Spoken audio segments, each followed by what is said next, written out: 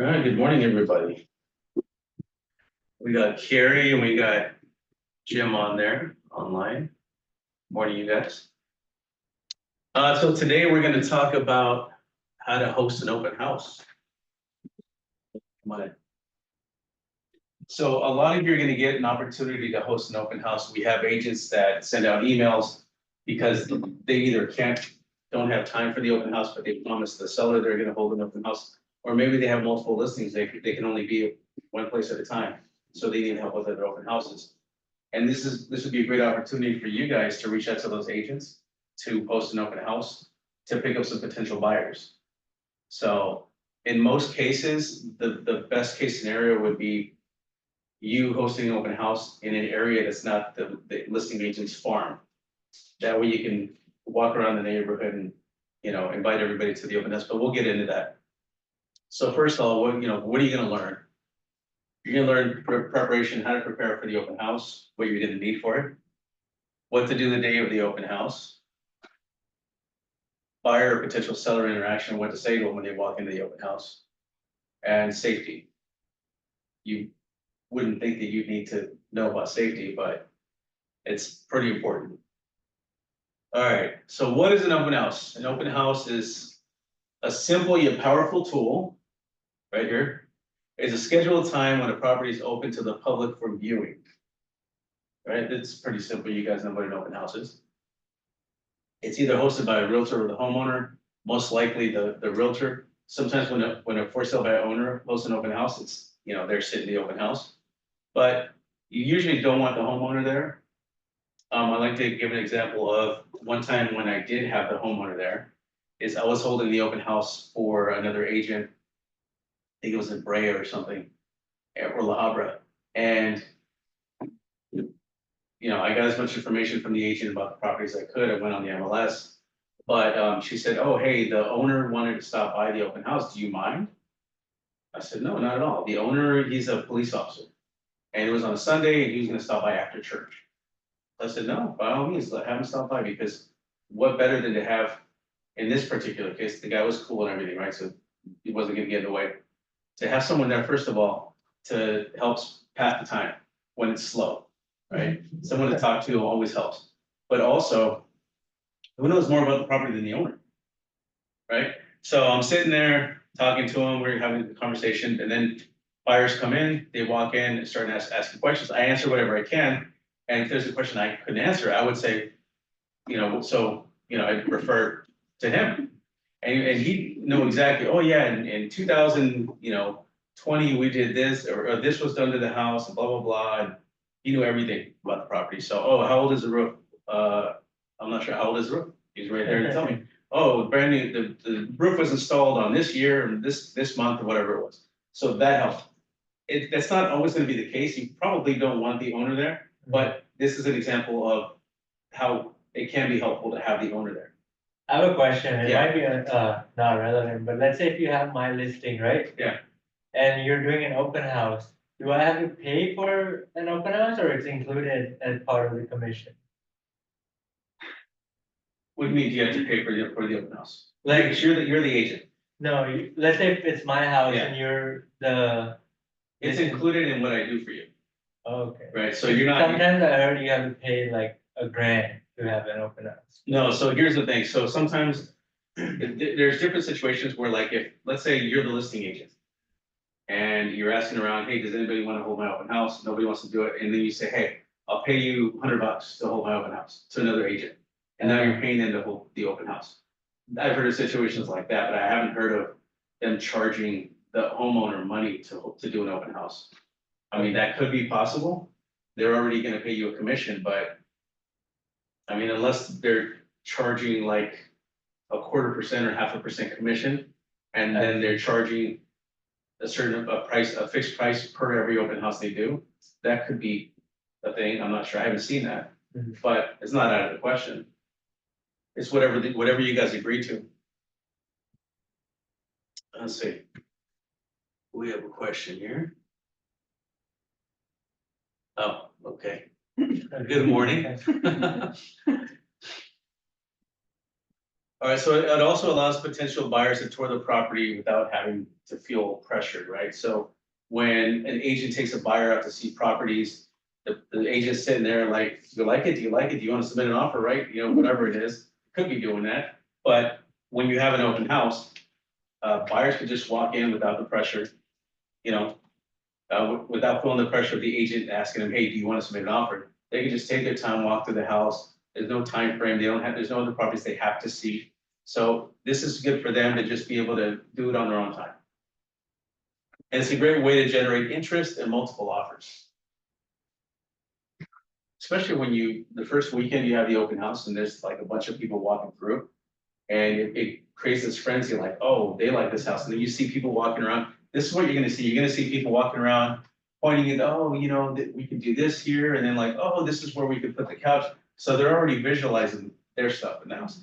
And that's why we'll talk about this later on, is you want to tell the homeowner to depersonalize, take down any family pictures, any personal, like, I don't know, whatever the knickknacks they're into. Maybe they're into Disneyland, so they have a bunch of little Disney knickknacks everywhere. It's like, take that down, you know, make it as sterile as possible as far as personalization is concerned, because you want them, the buyers, to visualize their stuff, their family in that property. And that's why staging the property is important too, because you don't want to use your furniture, if possible, take your furniture out and stage it, have it staged, because the stagers have like this certain feel and just makes the home look better. Benefits for sellers, why sellers love open houses. It increases the exposure, right? It brings more people in. Faster sales. With an open house, you have a bunch of people in at the same time. You might get multiple offers that following Monday after the open house weekend. Market feedback. As far as market feedback is concerned, you can ask buyers when they walk in, hey, what do you like about this house? What don't you like about this house? Right, and this is all information you can tell the owner. So maybe, you know, there's a room that's painted red. And everybody's just like, oh, everything looks good, but that red room just looks terrible. But that's cosmetic. That's something that can be fixed easily by painting it, right? Maybe, I don't know, it could be the tile, old carpet, right? And so this feedback is great, because this is probably something you addressed with the seller before it came on the market. And they said, oh, well, we don't want to do anything about that. We'll just sell it as is. But, you know, replacing the carpet could add more value to the home, right? Or maybe price. Maybe it's overpriced. That's what you're hearing from everybody that comes in, from agents that come in, from buyers that come in. Negotiation leverage.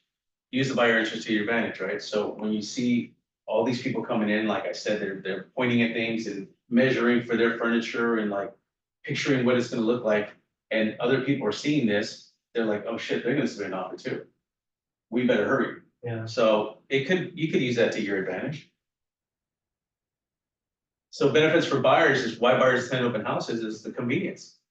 They could see as many open houses. They could just drive around and look for open house signs and take their time looking at them, right? Like I said earlier. Morning. And also, like we mentioned, there's no pressure. There's no pressure from the agent saying, oh, hey, we have to be at the next property at this time. So that's helpful for them. Discover hidden gems. Maybe they're just driving around and see an open house sign, and they get to the house and they're like, oh, that's not really what we were thinking, but since we're here, let's take a look at it. And then they end up falling in love with it. And it's something they probably wouldn't have looked at in the first place, and especially something their agent would have sent them. So if a buyer's working with an agent, and they said, this is what we're looking for. We're looking for a 3-bedroom, 2-bath at minimum. This, these are the parameters. And the realtor's only going to send those characteristics, those listings with those characteristics to the buyer. But the buyer happens to drive by this property, and it's actually 3-bedroom and a loft, or a 3-bedroom and an office, and they wanted 4 bedrooms originally. Now they've expanded, like, oh, we never thought about you know, using an office as a bedroom, or maybe we were going to use a bedroom as an office, whatever the case may be. Now they have something else that they can add to, you know, characteristics they're looking for in the house. So they're driving by, they walk in, they're like, oh, okay, this is pretty cool. This is not something we would have looked at, but We like it. Or the previous owners might have converted one of their offices or dens into a bedroom without it permitted, so they can't list it that way. Right. But you go there and you discover it's a bedroom. So that's a benefit for a buyer there. Neighborhood exploration. So it gives the buyers an opportunity to drive around the neighborhood. Right? When an agent is showing properties to the buyer, they're on a time crunch. They're like, oh, we have to get the next appointment, right? When they're going to open houses, they have a chance to drive around. First of all, walk through the house, stay there as long as they want. Imagine their furniture in there for hours, right? During the open house, but also drive the neighborhood, see how far the school is, see how far the parks are, what restaurants and supermarkets are around there. Just take a look at the community. So that's another benefit for the buyer. The benefits for the listing agent, you or the listing agent that you're holding the open house for, is shows the seller you're working. A lot of the times, there's a lot of people out there that think that agents really don't earn their money. That they get paid all this money to do nothing. Well, preparing for the open house, buying all the things that you need to prepare for the open house, sitting there for 4 or 5 hours, however long you're there, Saturday, Sunday, or every weekend that it's listed, potentially, marketing the property, all these things, it shows the seller that you're actually working, right? You can pick up potential buyers. So either buyers for that property, or if not, buyers for another property, but potential clients. Exposure, if you're farming a particular area, then you're putting your signs, your open house signs everywhere, all over the neighborhood, your for sale sign in the front. You get to meet the neighbors when they walk in. So if you're farming that area, it gives you more exposure and you get to meet the actual homeowners. So preparation for the open house. Staging, that's something that you could definitely recommend, unless the homeowner has, pretty good furniture, nice layout. Staging is something you can suggest. Marketing, you're definitely going to want to promote the house, whether it's social media, print marketing, email marketing, just marketing in general, promote the open house. Accessibility, ensure that don't park the cars in the driveway. Don't let people park in the driveway. You want them to be able to walk around the exterior of the property, the front yard, the backyard. Prior to the open house, you want to make sure that there's no furniture obstructing, the path to the kitchen or to the bed, to the hallway that goes into the bedrooms. So make sure that everything flows, everything's open. If you have to move some furniture out of the house with permission from the homeowner, go ahead and do so. And even just rearranging things just to make it a little more feng shui. If you guys know feng shui, right? Hospitality, create a warm, I guess welcoming is the word, right? Welcoming atmosphere. And that could be simply, saying good morning or how you doing? My name's Carlos. Come on in, whatever it may be, but be inviting. All right, so what you want to do is you want to schedule professional cleaning for the property, if applicable. I'm going to assume that most homeowners keep their houses clean, and but in those cases, they need deep cleaning on the carpet or the walls because maybe they have kids that draw with crayons on the wall. You want to make sure that it's presentable. So, if applicable, schedule professional cleaning service, and this can be paid for by the seller. So make sure that if you need that done, that they know they're going to have to pay for that. Some agents offer it as part of their service, but maybe they're asking for 3% commission. And for my 3% commission, this is something I include with my services, right? Contact and book a staging company. So again, if you're going to recommend staging, usually you want the sellers to pay for this. It's pretty expensive. So you said they're usually 60-day contracts right now, right? They're doing 60-day contracts. Yeah, there's one that I work with that does 90 days for almost the same price, which is really good. Let's see. Purchase open house signs, and this is all ahead of time, right? Purchase open house signs if you haven't already done so. And then you should include all of these things on your open house signs, your name, DRE number, broker name, phone number. And then make sure you also buy your for sale sign for the property. you want a big for sale sign in front of the property that the arrows are gonna point them to. And you wanna order anywhere from 15 to 20 open house signs because you want to bring people in from different entrances into the neighborhood. So there might be a major cross street over here, corner. You wanna lead people from that into the neighborhood. Maybe there's another one over there. You wanna bring people from that end into the house too. And then you guys already know, you place one at every turn. Pointing into the neighborhood, you're gonna turn right, put another one here facing right. You're gonna make a left, put another one facing left, and so forth. That's why you need so many. They go pretty quick. So MLS, you're gonna need to post the open house date on the MLS. On the listing itself, so you're gonna go into the listing and edit the listing, and then it allows you to add open house dates and times. Most people do it Saturday and Sunday, or Saturday or Sunday, and it could be from 11 to 3, 12 to 4, 1 to 4, whatever it is. You can do 3 to 4 hours, however long you're available. Some people, I don't know, just to do it because they don't have time, they'll do it for 2 hours. I've done that, where I just wanted to make sure it's out there, people know that, you know, there's gonna be an open house. And like it says here, if you're gonna be holding an open house for another agent, make sure that they post the open house. You don't simply want people driving around and hoping that someone's gonna come to the open house based on the signs. You wanna post it on the MLS because that feeds into all the different real estate portals, Zillow, Redfin, homes.com, everything, right? So when people go on there, they know exactly where they're going. And again, and talking about Zillow, make sure that it shows up on Zillow. If the open house does not show up on Zillow, if it's your listing, you can create a login for it, an account, and it automatically links your listings to your account, and you can go in and add that in there, the open house date. Let's see. Social media, you're gonna wanna create your Facebook and Instagram posts to promote the open house. So you wanna have all this stuff ready for when, or even to promote the open house, maybe a few days in advance, the week before, and the day of. Email the open house information to the office. You can send that to me and I can email it out to the office, to all the agents in the office. Or if you need someone to hold your open house, email me, I'll send it to the office. Eventually somebody will reach out to you. And make sure to schedule the open house in the MLS early in the week, because if you decide on Friday, or let's say you decide early in the week you're gonna have an open house, but say, I'll just add it on Friday as long as it's there before the weekend.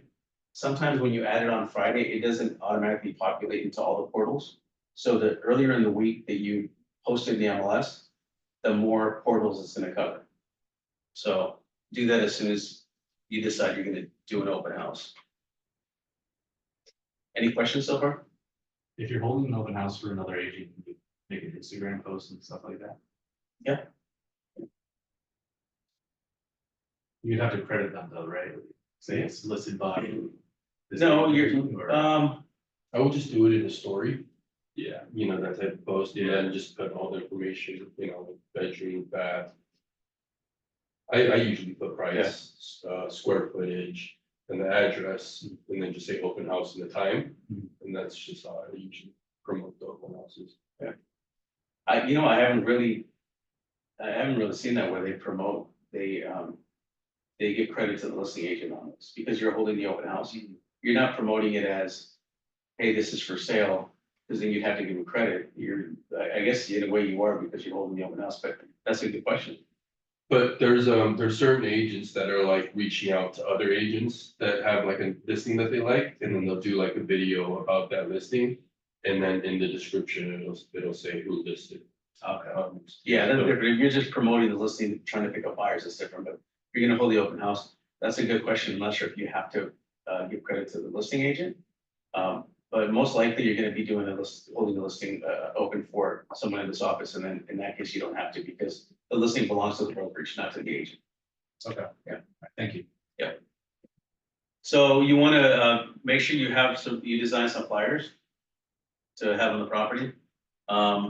You can go on to Moxie Impress, Listing Concierge, or Marketing Center to create listing flyers, And the listing flyer is simply a flyer that has pictures of the property and a description, characteristics of the property, bedrooms, baths, square footage, maybe your build, how many car garage it is, for visitors to take home with them. This is helpful because who knows how many homes they're looking at that day, or even if their agents taking them around to look at properties. You want them to remember, if they don't have a flyer, maybe they're talking to their agent and then they didn't pick up any flyers and they're like, so which one's, I like the one that has the, I'm not sure what street that was on, but it had this. But if they take a flyer, they'll know which house it was, right? You also want to do open house invitations for the neighborhood, so maybe you print them and you're gonna print them earlier in the week, of course, but you can either deliver them earlier in the week or that morning. Right, to invite people, the neighbors to the open house.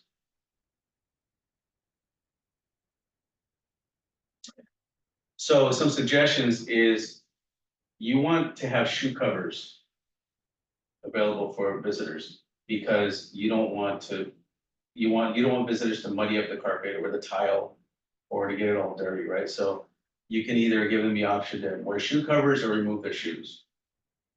And you can get this from the title company. You guys can reach out to Mary. She'll provide a little box with shoe covers. And then another thing is you can buy bottled water, especially in the summertime. Maybe ice cold water for people that are visiting because they're driving around in the heat. And I know everybody's got AC, but as soon as they walk out of the car, they're already dripping, right? So maybe some bottled water. And then I suggest putting a label on there with your contact information. I know they're gonna throw the bottle away, but it looks pretty cool to personalize it. And you can buy the little 2x4 labels, 10 on a sheet, and just have them printed. Maybe buy scented candles or something, or a bottle of Lysol to kind of spray around the house. So it doesn't, maybe there's no scent in the house at all, but this adds a little nicer scent to the property. Maybe you could buy some cookies or pastries for the visitors. Okay, I'm gonna get to that, Jim. Just be patient, I promise. All right, so let's move on here. So you also want to preview other listings in the neighborhood. This way it shows the area, right? It shows that you're the expert in the area, you know what's active. Maybe you visited the property down the street and you know that even though it says it's a 4-bedroom, it's not really a 4-bedroom, it's a 3-bedroom and a den. And they just advertise it as a 4-bedroom. So if somebody walks in and they ask about it, like, oh, I was gonna go look at the one down the street because it's a 4-bedroom. Well, actually it's not really a 4-bedroom, but I know because I've seen it, right? I've been there. Look up, print, and study other listings and comps in the neighborhood and recent sales, right? So make sure that you know what the recent sales are. So when they come at you and say, oh, this is priced a little high, you can say, actually, one sold 2 weeks ago down the street on blah, blah, blah street for, $5,000 more than what we're listing it at. Or maybe you have a list printed out. That's what I like to do. I like to have a list so that way I don't have to try to remember. I'll just look down and even show them, oh, look, this one sold last week for this much. But it also shows the buyers that the market. And not only the buyers, but potential sellers, because remember, neighbors are walking in as well. And that's an opportunity for you to pick up another listing. So if a buyer didn't like the house, you can erase to show them how another house at another time. So if you have that list of other available properties in the neighborhood, you can say, hey, I can take you to see this other property if you want after the open house.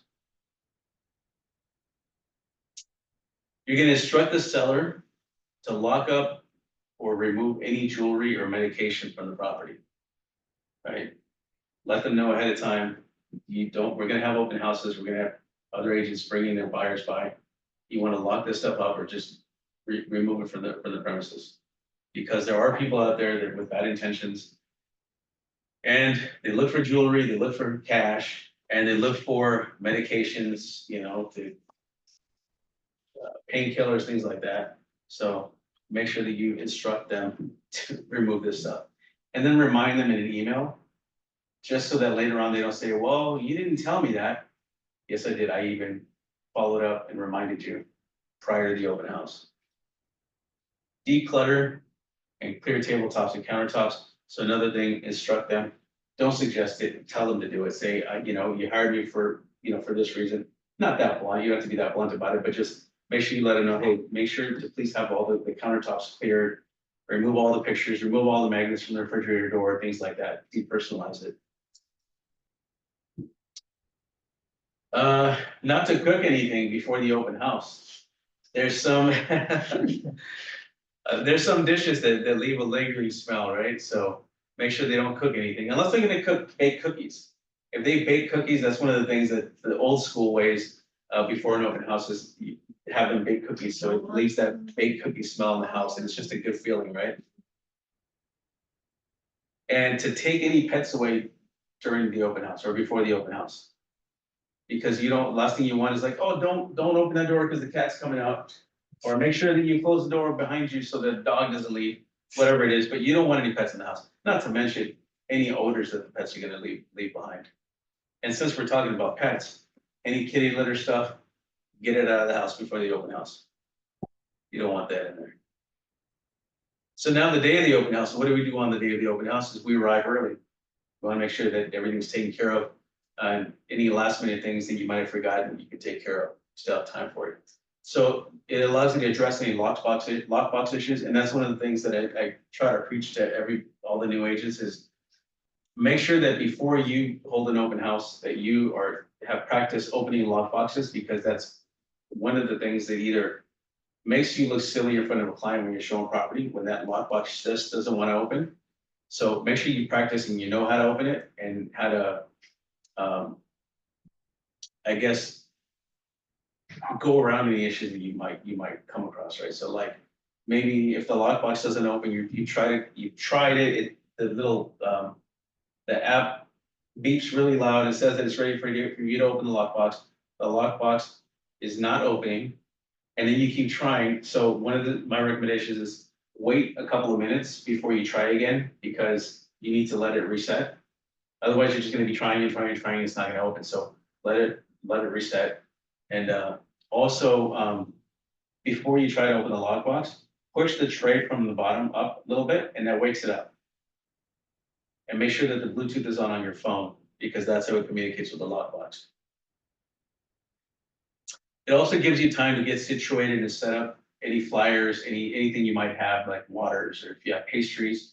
So when you arrive early, it allows you to, what I like to do is I like to go around, open all the blinds, make sure that, it's nice and bright inside the property. Post a sign stating there are cameras. If there are cameras recording, you have to let people know that are entering the property that they're being recorded. You can door knock, this is the day, remember, you can door knock the surrounding neighbors to invite them to the open house. You can either have them come in during open house hours or set an hour prior specifically for the neighbors.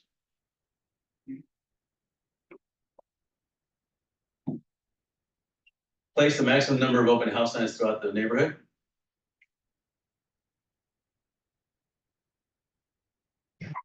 Sorry, guys. See what you did. Yeah, I think you'll think- okay. Or make sure I got my point across there. So, Jim, this is where we're gonna get to your question here. So you're gonna wanna print out the representation agreements. There's 3 different ones that you can take to the open house. The first one is the open house visitor non-agency disclosure. And this one is for visitors that are already working with an agent. They're simply signing in, or for visitors that don't want to work with you. They're not working with an agent, but they don't want to hire you. And so you can ask them to sign in. If they don't want to sign in, then you can't answer any questions that they ask you, aside from what's already on the flyer. So you can hand them a flyer and you can answer the questions, but that's it, right? So anything beyond what's on the flyer supposedly creates an agency some kind of agency between you and that buyer, if you give them any additional information, which I don't know how the hell that's a thing, but that's what they're saying, that you created some sort of agency. But the reason why you have them sign this non-agency disclosure is you can tell them more things about the property, right? If they sign that, saying, I don't represent you, so you're interested or not, it's not my problem, right? I'm representing the seller. The other form is the property showing and representation agreement. This form, and I'm gonna show you guys what they look like. This form allows you to, what I would do on this form is I would type in the address of the property that you're holding the open house for. There's 3 lines on there. Allows you to enter 3 property addresses. And so you're pretty much limiting the representation to those 3 properties. But in this case for the open house, I'm gonna write in the subject property address. And say that I'm representing the buyer, let's say for a month, on this particular property. So if they do want to submit an offer and only want you to represent them on that property, this is the form you can use. And you can say, look, Mr. and Mrs. Buyer, this form says that I'm only gonna represent you on the purchase of this property. And we have a 1 month representation agreement. And so yeah, you're not tied up for any other homes. After we submit an offer here, you can go across the street, sign with someone else and submit an offer there. So that's what you would use that for, right? And make sure you show them where it spells out that you're only representing that, because a lot of buyers, they think you're tricking them, right? Well, I don't trust you, you know, I don't want to sign anything, so make sure you explain it properly. Take a look at the forms before the open house so you can better understand them. And then the third one is the buyer representation and broker compensation agreement. You can do the same thing with this form, except this form also gives you the ability to represent them for no longer than 3 months. And you can say, I'm gonna represent you to purchase property anywhere in Orange County or a specific city, or this particular property, you just write in the property address. But this one's a little more broad, so you can represent them in purchase of other properties within the county. And then there's a box, and I'll show you, let's get to it.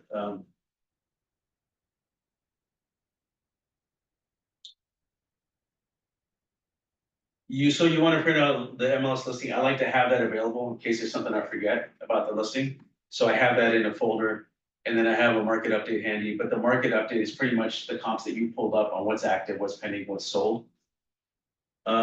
Set of property flyers, business cards, supporting documents. So this is what you're gonna do the day of. Have buyer guides ready. You can get a buyer guide from my CD desk. Lawyer's Title also has some buyer guides already printed. So if you want to use one of their buyer guides, you can do that. But these you can personalize.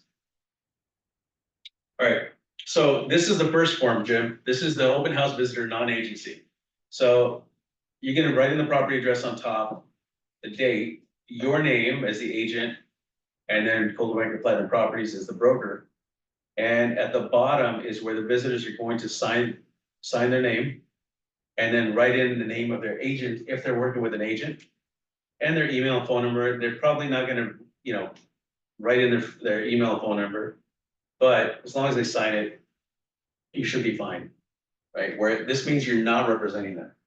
So you can answer any questions that they have about the property, where you're not looking out for their best interest because you're not their agent. And the next form is the property showing and representation agreement.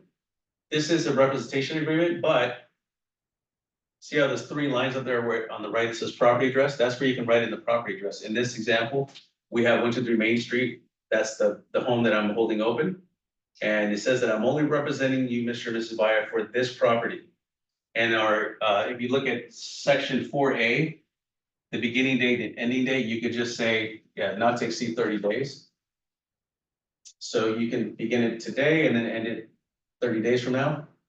And then on section B1, that's how much they're gonna pay you for, you're asking them to pay you for commission for your services. So for the most part, this is what that form is used for. Again, that's if you're gonna represent them for that particular property only.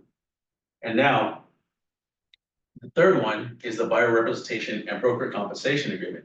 This is if you're sitting at the open house, you talking to a buyer, you hit it off with them, and they're not particularly interested in that house, but they like you and they're like, hey, we want to work with you. Can you help us find a house? Sure, let's get you signed up. So you're gonna sign the buyer representation and broker compensation agreement. And here on 2A1, beginning date and ending date, not to exceed 3 months. So you're gonna start it today and then end it 3 months from now. And you're gonna go down to section B2, 2B2, and just, you can either check mark city and type in the city name Irvine, so any property in Irvine, or you can check mark the box that says county and type in Orange County, or write in Orange County. So any house, any property in Orange County. And make sure that, sorry, I skipped over this, on 2A2, where it says type of representation, you're gonna check the box that says exclusive. This means that if they buy through anybody else, you're still entitled to the commission, because they're under contract with you. So this keeps them with you. And if they were to cancel at any point, then the contract cancels in 30 days from when they want to cancel, they ask you to cancel. So if they notify you today, hey, I want to cancel, then they're still under contract for 30 days after that. But if that box was not checked for exclusive, if they tell you today, hey, I want to cancel, or, your representation, then it cancels that day. So this is protection for you as well. And then down is section, let's see. Section E1 is where you're gonna type in the percentage of what you're charging them for commission. Right? So this class is not to show you guys how to fill out these forms, but I just wanted to show you the difference between the different forms and how differently you're gonna use them, or when to use them. Jim, did that answer your question on the forms? And you can unmute yourself if you want.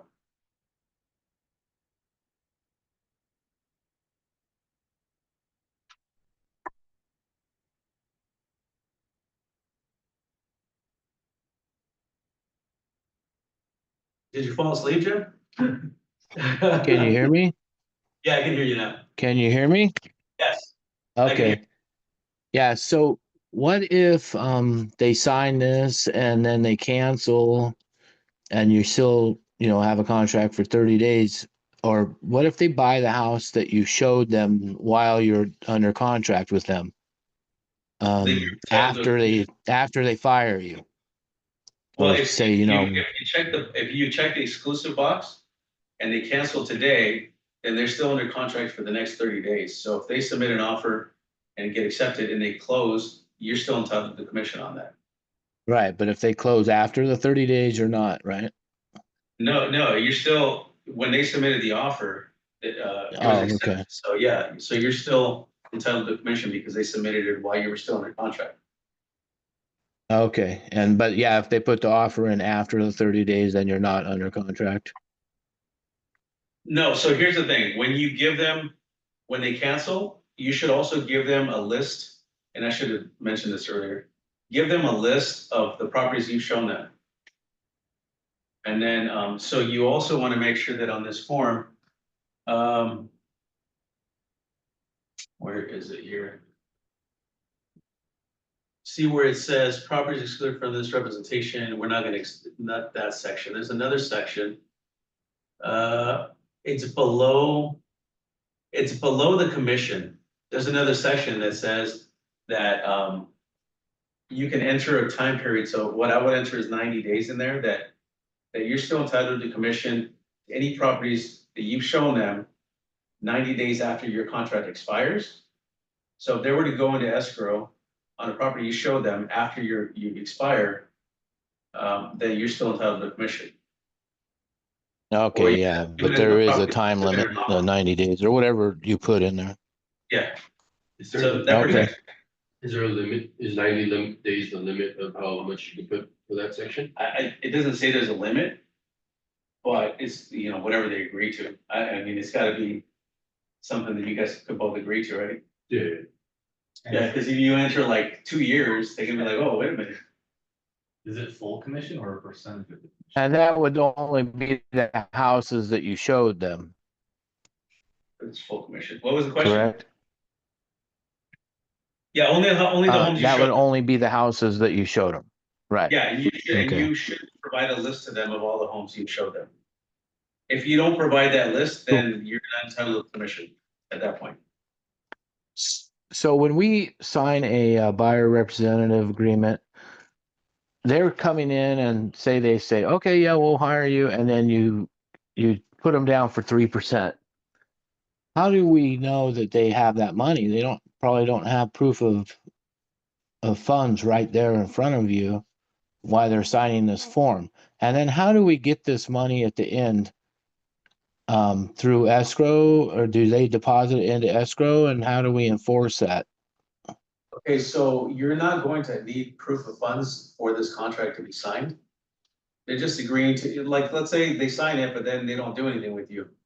They're not gonna pay you, you don't fund them the property, right? No, yeah, but So, 3% on $1 million house is $30,000.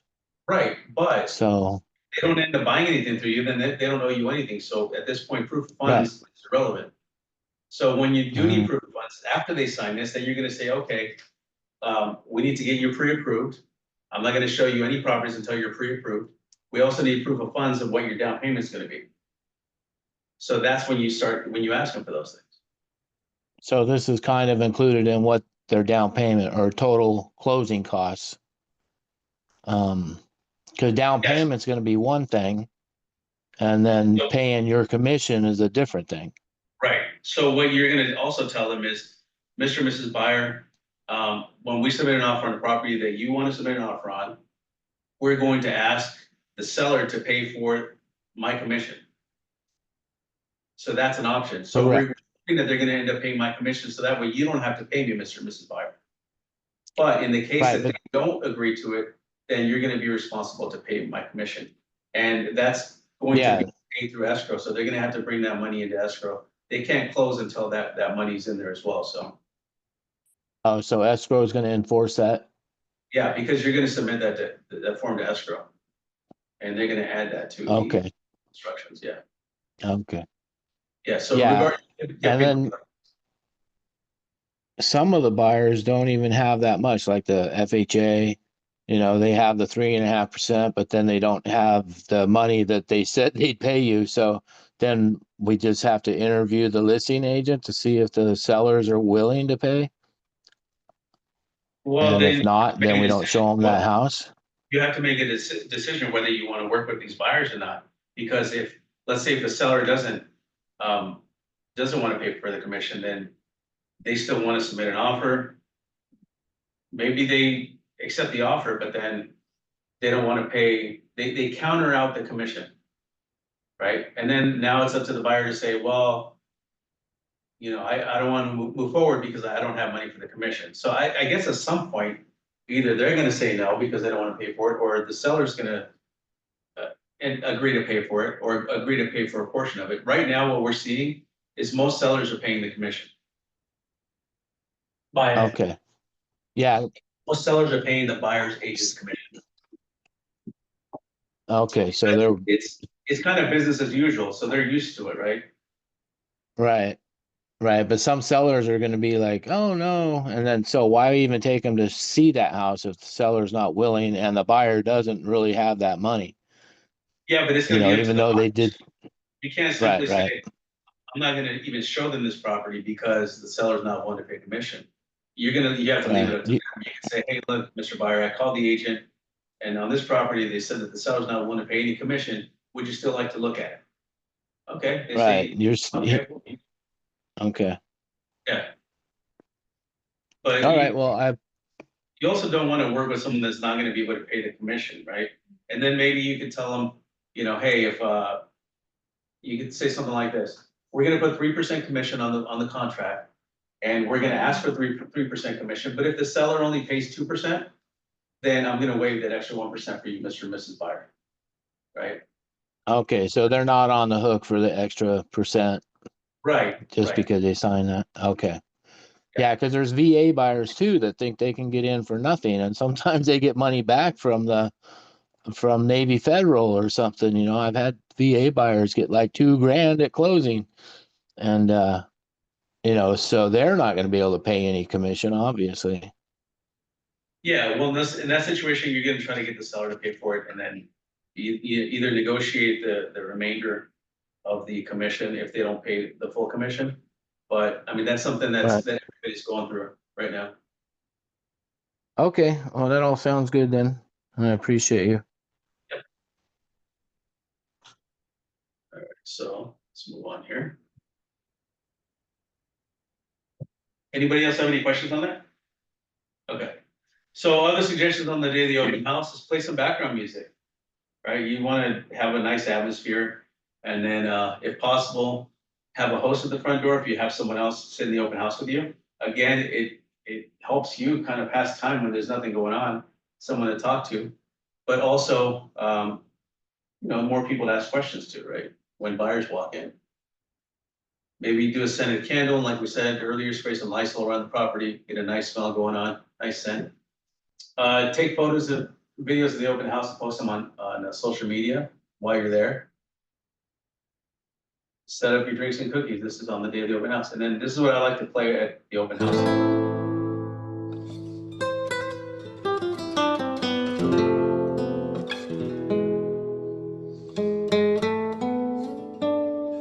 And when people walk in, they love this. I don't know why.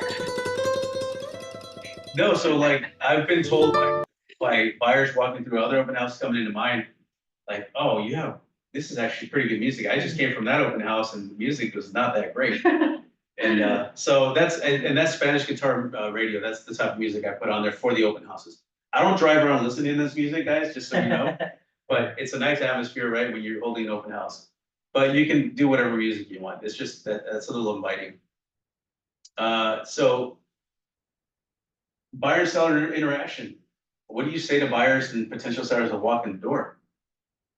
I don't know why they came up first. So the main reason to have an open house is to find the seller a perfect buyer, right? And that's, to simplify it, the seller's looking for a buyer to buy their home and a buyer's looking for a home. Easy, right? So it doesn't have to be that difficult. Keep in mind that your service is on display for other potential buyers and sellers. So what I mean is keep it professional, right? When you're talking to people, be inviting, be professional, be knowledgeable. Pretend that they might be your next client. This could be almost like an interview for your next buyer or your next seller. So don't be mean to anybody that walks in the door, and don't kick them out and tell them they can't come in. All right, I don't know why I did that on that, but okay. So and make sure you ask the buyers if they're working with another agent, right? Before you start, spewing your whole script on them. If they're working with another agent, then it's like, all right, cool, here's the flyer. Let me know if you have any questions. Sign in, write in your agent's name. And sometimes they're gonna lie to you. They're gonna say, yeah, we're working with an agent. They write their name. They just write, oh, I forgot my agent's name. Sure, okay.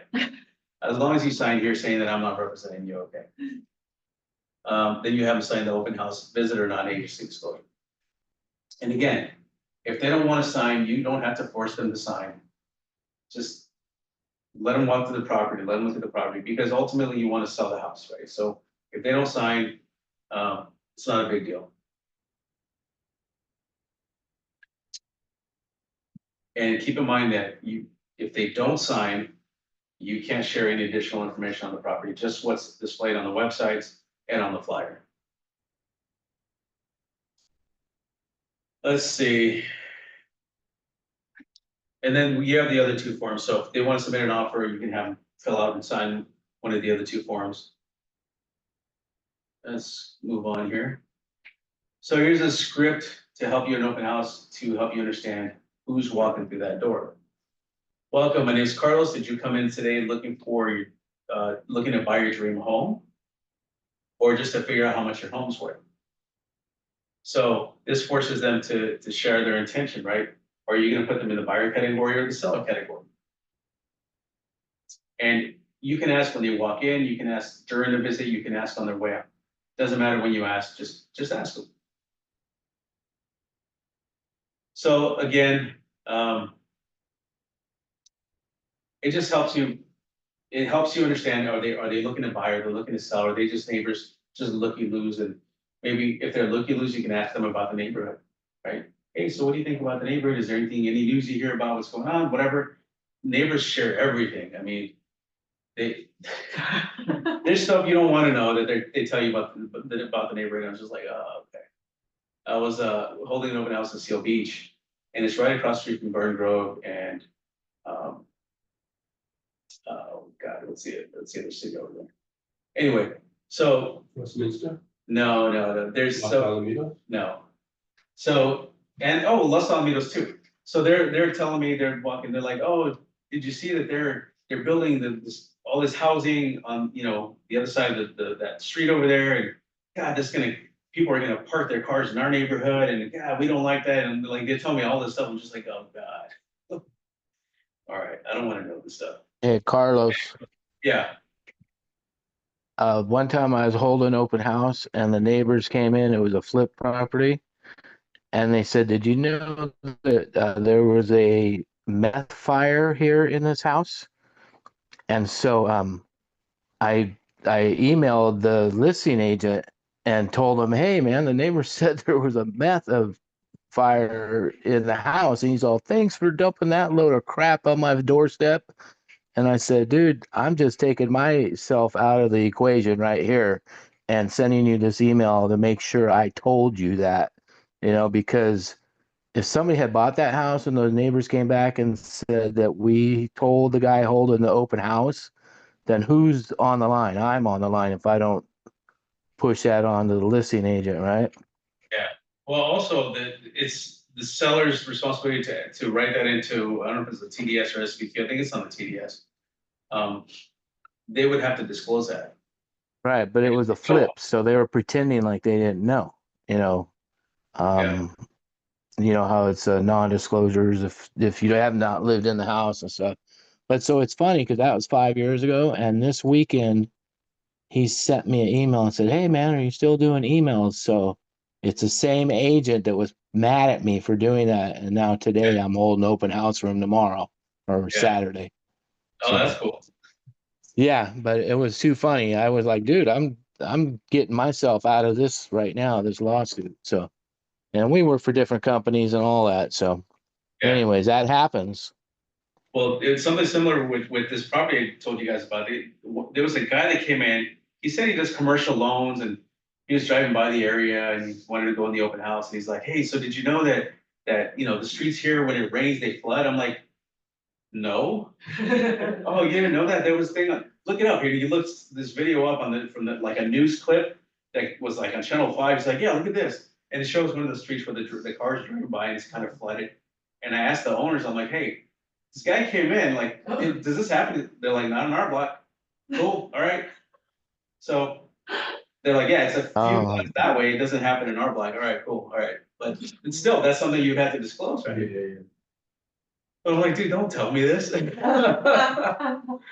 So anyway, when you find out if you're dealing with a buyer or seller or the visitor's intention, now you know how to follow up. If it's a seller, then we'll get into that in a little bit here. So if it's a buyer, you ask them, "Hey, are you working with another agent?" Um, if they're working with another agent, ask them if they signed the buyer representation agreement. If not, you can have a conversation with them. "Hey, how long have you been looking for? What exactly are you looking for? How big is your family?" You start a conversation, right? That's how you build rapport. And if the buyer's not working with another agent and doesn't like the house, then you can take them to look at another house at a later time.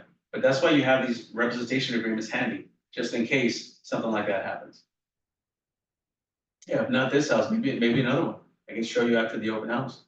So potential buyer script is, I know a few other homes on the market that would meet your needs. Now, whether you do or not, you have the MLS, so you would know, right? Because you can just search it really quick. Would you like to see any of them? In order for me to be able to show you the property, we have to sign a representation agreement. So this is how you get them to sign that. And if they say, well, I don't want to sign things like, well, I can't show you, otherwise I get fined. It's a $2,000 fine. I think $1,500 or $2,000. I'm not sure. $2,000, I think. Even to just send the links to. No, if you show properties. Gotcha. Yeah. Okay. So I mean, the way I've been doing it is if they're interested, I make sure I get their email. Yeah. Send them a listing, and then if they say, "Oh, I want to go see these," that's when I say, "Hey, like if I want to show you these, Yeah. then you have to sign this because these new laws that dropped in November." Send them a link for the laws, and then be like, "This is why we have to do this.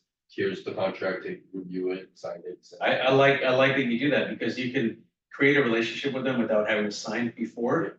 You're gonna know what criteria, what they're looking for. You're gonna have their email address, their phone number, right, to Yeah. reach out to them. Mhm. And then once you've got them hooked with, I want to see these properties, and, oh, before I show you properties, you need to sign this. Yeah. Right?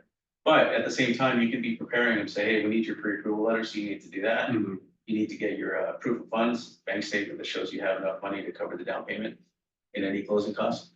So, yeah, I like that. Let's see, when's the best time for you to see one of them? You know, so again, this is if, you know, they wanted to see any of the properties. Like, let's say after the open house or that same weekend. You can say I'm free here as soon as I'm done with the open house at 4 o'clock or 3 o'clock, whatever time that is. What's the best phone number and email for you? Then you start to get their contact information. For a buyer that's just looking, you'd say, that's great. It's always great to look first to get a sense of the market. And you don't have to verbatim say this, right? Use your own words, but are there things about the property that you're looking for? Are there things about the property you don't like? What don't you like about the property? And then I have a few other listings that you might like in the neighborhood. As well as another open house coming up. But anyway, when you ask these questions, you get to know what they like, what they don't like, right? What they're looking for, what they're not looking for. Maybe it's a pool home that they're looking at. They're like, we don't want a pool. You know, we're not ready for that. So now you know that they're looking for a home with no pool. So potential seller conversational questions. How long have you owned your property for? So let's say a neighbor walks in and they're like, just looking around, you know, I'm thinking about selling my house. I'm not sure yet. And then this is where you follow up with how long have you owned the property for? When were you thinking of putting your home on the market? Or if they're just like considering it, then you start asking them questions like, so how many bedrooms? You know, have you done any upgrades to the property? Things like that. What's the reason you're moving? Or you're thinking about selling? I would love to see your home. Do you have time today after my open house? Blah, blah, blah. But then if they don't have time, if you don't have time, you can just say, so, you know, what model is it? How many beds, baths, square footage? Just information about the property. So that way, yeah, I'd love to create a CMA for you, you know, to see how much your home's worth. And you can even share some of the comp information while you're sitting there. Oh, look, I have a list of the recently sold homes. They're probably getting mailers, right? Postcards in the mail with market updates and things like that. So they probably have an idea. Or they've probably gone on Zillow to look at this estimate, which is bullshit, right? Sometimes they'll get it right, but it's either gonna be overpriced or underpriced. It's, you know, that's why they need you as a realtor, because you're looking at similar properties to compare them to. You're not looking at the condo down the street to compare to a single family detached, you know, with its own lot, it's way different. So then you book the appointment. Now, safety. Let someone know where you're gonna be and how long you're gonna be there for, like a family, friend, broker, agent, anybody. So like, you know, look at MJ. If there's a predator out there that was waiting outside to see if anybody's going into that open house, but they were like following her around and they see she's all alone in that house, they can potentially attack her. If she's like tiny, you know? Or they can kidnap her or something, right?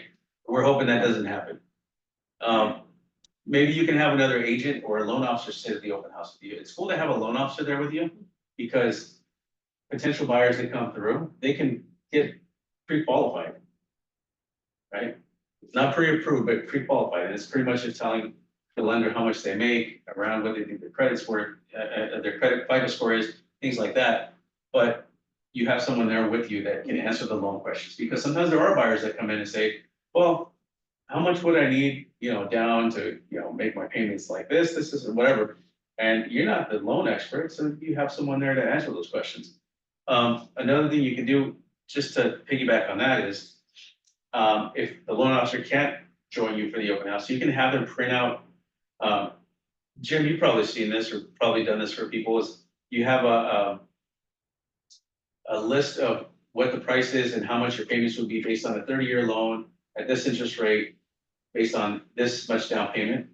And then you can change it based on, you know, 5%, 20% down payment, or 50% down payment at this loan rate, whatever. And it gives them an idea of how much their mortgage will be. Yeah, they'll give you like a 3 loan scenario on one sheet of paper. Right, The only reason why I don't like loan officers to be there is because they want to talk too.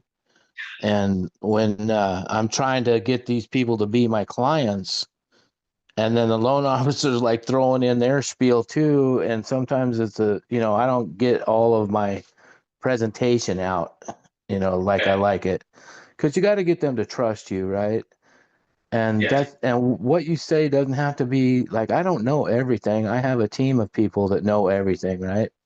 Um, but you want to be personable. You want to be have likes, things that you like, that they like, and and kind of connect it that way. And when there's another person with me, I feel they want to talk too, and so it's like, man, I wish they'd shut up. yeah. Honestly, but Or you yeah, can have another agent there with you at the open house, right? And maybe like yeah, whenever I had open houses, yeah. like But for I've had, safety reasons, yeah, yeah, well, not only that, but like for me, I've allowed some of the newer agents to sit the open house with me just so they could, get the experience and get the feel of the flow of how, how things are gonna go. Because when you're a new agent and you do an open house, it's scary. You're like, am I gonna say the wrong thing? Like, what do I do? How do I get, is it just sitting here? What do I do, right? So yeah. I've had a lot of new agents come with me. yeah, yeah. I would love some of the agents to sit the open house with me and just from setup to putting the open house signs out and, um, opening all the blinds and, um, putting the music on and just, even the interaction with the different people coming in. And Yeah, that's so, and it's helpful for me I have because a when it's sheet downtime, that I have a sign-in sheet for people to sign in and put down what they want to see and stuff, right?